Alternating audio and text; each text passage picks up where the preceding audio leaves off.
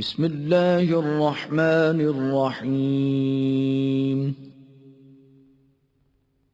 الرحمن علم القرآن خلق الإنسان علمه البيان. الشمس والقمر بحسبان والنجم والشجر يسجدان والسماء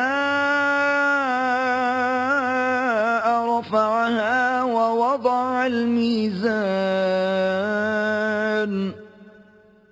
ألا تطغوا في الميزان وأقيموا الوزن بالقسط ولا تخسروا الميزان. والأرض وضعها للأنام